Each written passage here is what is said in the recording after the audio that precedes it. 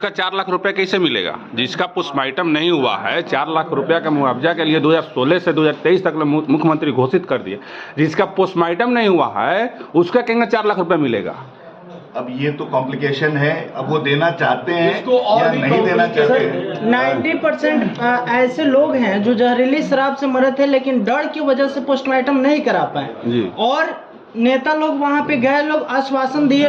उस डीएम साहब के अनुशंसा के ऊपर ही वो जो 4 लाख रुपए का प्रोत्साहन राशि है जी जो मिलना है वो डीएम साहब के अनुशंसा पे ही मिलेगा। अब डीएम साहब डिसाइड करेंगे कि कैसे मरा है। वैसे आपको पता है इस जिले में, इसके मतलब सर कि अगर डीएम साहब बोलते हैं जहरीली शराब से मौत हुई है, अगर डीएम साहब बोलते हैं कि हार्ट अटैक से मौत हुई तो नहीं मिलेगी। नहीं, वो डीएम साहब के अनुशंसा पे ही वो राशि मिल रही है। और दूसरी चीज कि आप देखेंगे पिछले तकरीबन 10-15 दिनों के अंदर पूर्वी चंपारण जिले में, मैं तो एक एडवोकेट हूँ यहाँ सिविल कोर्ट मोतिहारी में, मैं देख रहा हूँ आप लगभग 50 से ज्यादा लोगों की मृत्यु हुई जी इस जिले में। और प्रशासन बिल्कुल मतलब की बात है, डीएम साहब क्या जो है ये करेंगे क्लियर कि ये दारू से मरा या नहीं, वो तो डॉक्टर क्लियर करेगा। नहीं, डीएम साहब के अनुशंसा पे ही वो पैसा लोगों को फंसाने का काम, उलझाने का काम कर रहे हैं। मैं आप नेताओं से ये पूछना चाहता हूँ कि आने वाले दिन में यदि आपकी सरकार बनती है तो बेरोजगारी को कैसे नियंत्रित करेंगे? हाथ में सिक्योर, सेफ, प्रोग्रेसिव तो वो चिराग पासवान के हाथ में है। वो सुनते हैं और सुनने के बाद 2 मिनट सोचते हैं, 1 मिनट, और फिर डिसीजन देते हैं। ये एक बहुत बड़ी क्वालिटी है जो कि थोड़ी रेयर है नेताओं में। आजकल नेता पहले ही अपनी बात बोल देता है, आप कुछ बोलिए उसके पहले। सारे नेता ऐसे हैं जो कि अपनी बात से ही कन्विंस्ड है और वो अपनी बात से ही आपको कन्विंस करेंगे, लेकिन चिराग पासवान में ऐसा नहीं है। ही lessons with 2 ears and speaks with 1 mouth। So this is the यही मोटिवेशन है मेरा यहाँ पार्टी को ज्वाइन करने का।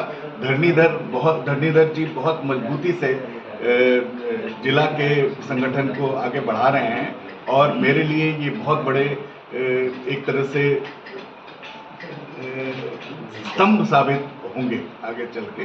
और मैं खुद इस जिले के उसमें संगठन में जहाँ जहाँ हो सकेगा, जहाँ जहाँ धरणीधर भाई कहेंगे वहाँ मैं चल के ग्राउंड लेवल पे एकदम माइक्रो मैनेजमेंट के लिए मैं तत्पर हूँ और यह नहीं देना चाहते हैं। 90% ऐसे लोग हैं जो जहरीली शराब से मरे थे लेकिन डर की वजह से पोस्टमार्टम नहीं करा पाए, और नेता लोग वहाँ पे गए, लोग आश्वासन दिए लोग। लेकिन वास्तविकता ये है सर कि जैसे कानूनी तरीका से आप बताइए, जिन लोगों का पोस्टमार्टम नहीं हुआ है तो क्या ऐसा कोई प्रावधान है कानून में कि उनको मिल सके सर? चलिए मैं आपको बता रहा हूँ, आप लोगों ने शायद वो इंटरव्यू नहीं सुना था।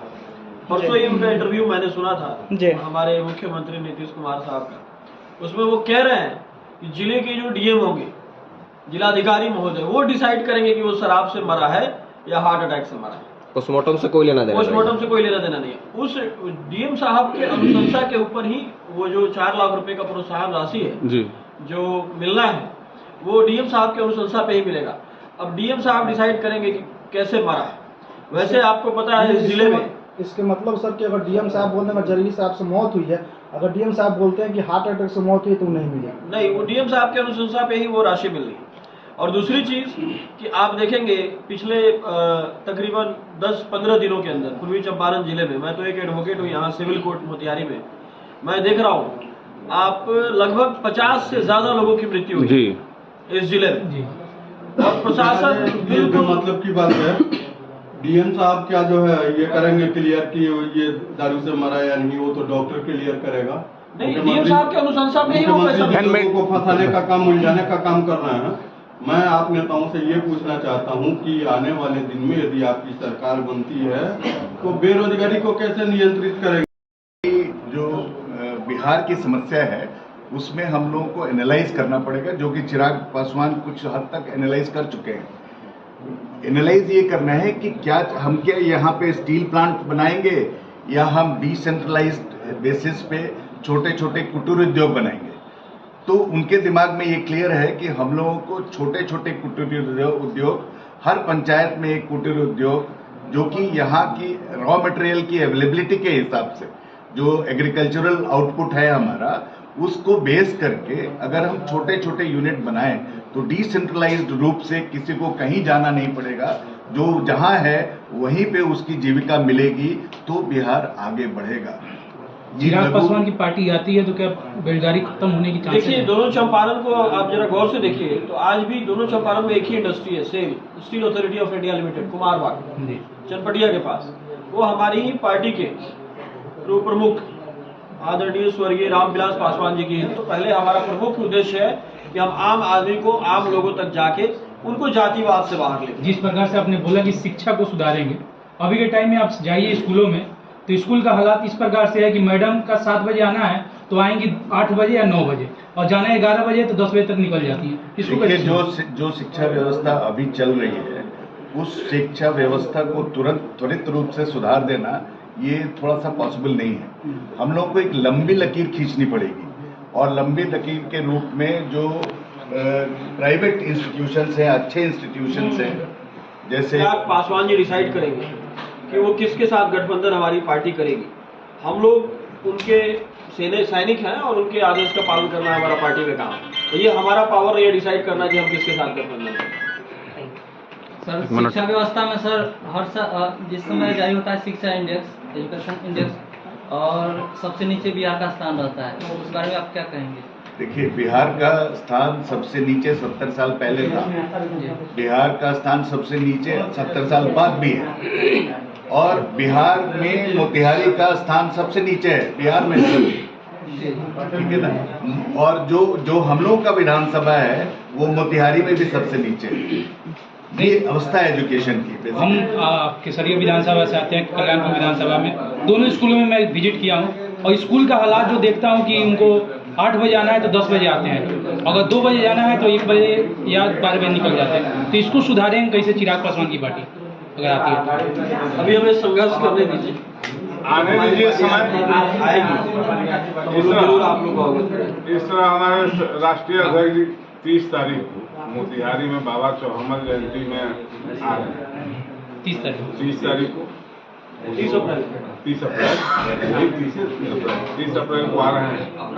तो आप लोगों से आग्रह है कि उसमें भी आप लोग शामिल हैं। शामिल। एक आखिरी सवाल, अभी हमारे सारे डिजिटल मीडिया हैं सर, आपसे रहेगा, जितने भी डिजिटल मीडिया पर लगातार FIR जो किया जा रहा है उस पर आपका क्या है? आपने पढ़ा होगा एक विधेयक कानून ये लाने वाले हैं, और मेरे हिसाब से इंडिपेंडेंसी जो होती है मीडिया की, उसके ऊपर कोई रोकथाम नहीं होनी चाहिए। अगर यूट्यूब है, डिजिटल युग है, 5G हम लोग यूज कर रहे हैं, लोकतंत्र है, कोई लाइसेंस लेने की जरूरत नहीं है, हर मुद्दे को हम उठा सकते हैं, उठाना भी चाहिए। अगर कोई युवा आकर अपने आसपास के समाज में मुद्दों को उठाता है तो ये एक अच्छी बात है कि हमारा युवा जागरूक है, और लोकतंत्र में ये आपका अधिकार है। तो ये अधिकार को भी दबाने के लिए अगर कोई कानून बन रहा है तो उसकी हम निंदा करें। लास्ट क्वेश्चन है सर, डेमोक्रेसी में जुडिशियरी सर्वोच्च होती है।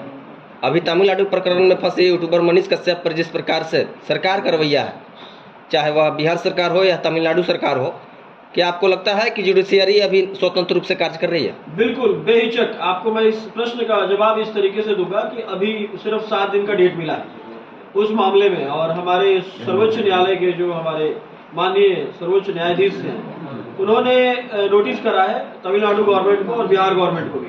उस नोटिस बार हमारे लोक जनशक्ति पार्टी रामविलास राष्ट्रीय अध्यक्ष जी के विचार और सिद्धांत से प्रभावित होकर के इन्होंने पार्टी ज्वाइन किया है, और हमारे प्रदेश अध्यक्ष श्री राजू तिवारी जी ने इनको सदस्यता ग्रहण कराए हैं। इसी के इसी में हम लोग इनका अभिनंदन आज करने जा रहे हैं। और हमारे आलोक जी हैं, एडवोकेट हैं, कि प्रदेश के महासचिव हैं, एडवोकेट जी का हैं, महासचिव हैं, इनको भी हम लोगों को सम्मानित करना है। हमारे IT सेल का कहाँ गए ये रहा है, और आप सभी को इसी में हम लोग आमंत्रित किए हैं कि मेहरबान साहब हम लोग स्वागत करें। और इसके बाद आप लोगों को कोई पूछना है तो आप सभी मीडिया बंधुओं का बहुत बहुत स्वागत है आज लोक जनशक्ति पार्टी रामविलास मोतिहारी पूर्वी चंपारण के इस कार्यक्रम में। और आज कार्यक्रम का मुख्य उद्देश्य हमारे रविंद्र बेरवार जी का हमारी पार्टी में हम लोग जिला स्तर पे इनका अभिनंदन और स्वागत कर रहे हैं। साथ ही साथ आप सभी मीडिया बंधुओं का भी हम लोग आज पहली बार हमारा ऐसा प्रेस कॉन्फ्रेंस है इसमें हम आप सबका भी स्वागत कर रहे हैं। हमारे जिले उस संगठन को और मजबूत बनाना हमारा धर्म है और हम लोग इसके लिए प्रतिबद्ध हैं। साथ ही साथ रविंदर बिरवार जी के हमारे संगठन और पार्टी में जुड़ने से हमारे राष्ट्रीय अध्यक्ष चिराग पासवान जी के प्रति इनका जो विश्वास इन्होंने दिखाया है और उम्मीद है कि इनके आने से हम पार्टी पूर्वी चंपारण और भी मजबूत होंगे और बहुत जल्द हम लोग इस पार्टी के साथ पूर्वी चंपारण में और भी मजबूती से विस्तारीकरण भी करेंगे। तो पुनः आप सभी का स्वागत है। आपके सवालों के जवाब देने के लिए भी मैं तैयार हूँ और मैं इंट्रोड्यूस करूंगा हमारे आईटी सेल के जिला अध्यक्ष डॉक्टर मुन्ना सिंह जी। ये हमारे आज ही नियुक्त हुए हैं और इनका हम लोग स्वागत और अभिनंदन करते हैं। प्रश्न आप लोग का हो तो आप लोग इधर आइए ना। यस, देखिए, मैं आप लोगों को, ज्यादातर लोगों को पता है कि किसरिया विधानसभा से पिछला चुनाव लड़ा था, निर्दलीय लड़ा था, क्योंकि